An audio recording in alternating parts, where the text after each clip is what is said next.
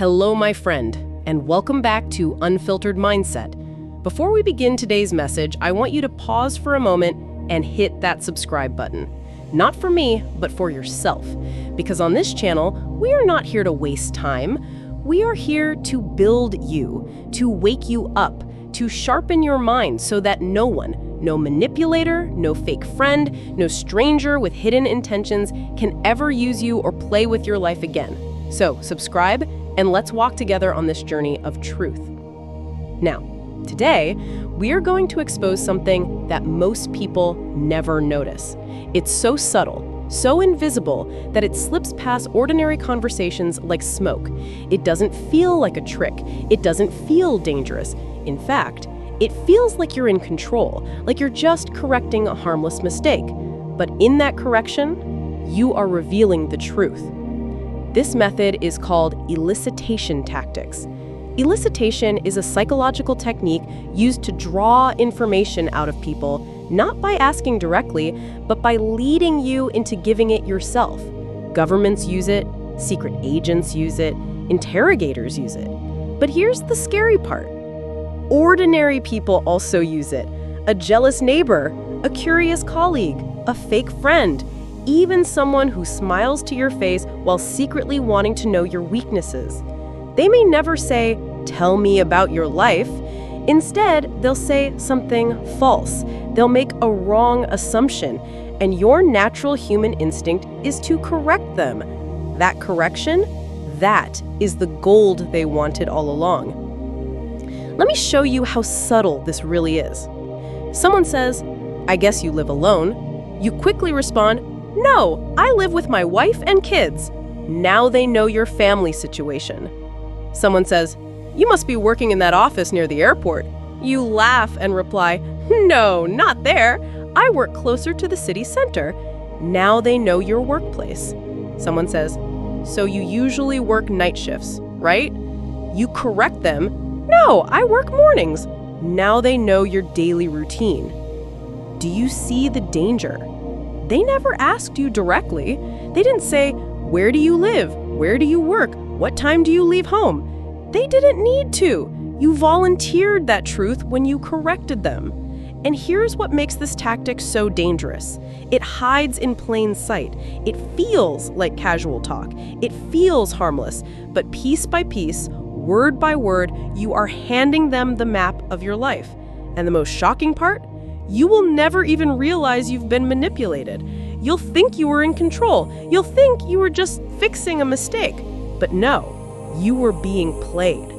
That is elicitation. That is the invisible net. And if you are not careful, anyone can trap you in it. So how do you protect yourself? How do you fight back? How do you keep your privacy in a world where people are always watching, always listening, always collecting pieces of who you are? The first countermeasure is awareness. The very moment someone makes a false statement about you, pause. Don't rush. Don't correct. Ask yourself, why are they making this assumption? Why do they want me to fix it? What do they gain if I answer? That pause alone will save you. Because most people lose not because they were tricked, but because they rushed. The second countermeasure is silence. Silence is not weakness. Silence is power. You don't need to correct everyone. If someone says you drive a red car when you actually drive a black one, let them believe it. If they say you live in the west of town when you actually live in the east, let them stay wrong. What do you lose by letting them be wrong? Nothing. But what do you gain? Protection, control, privacy.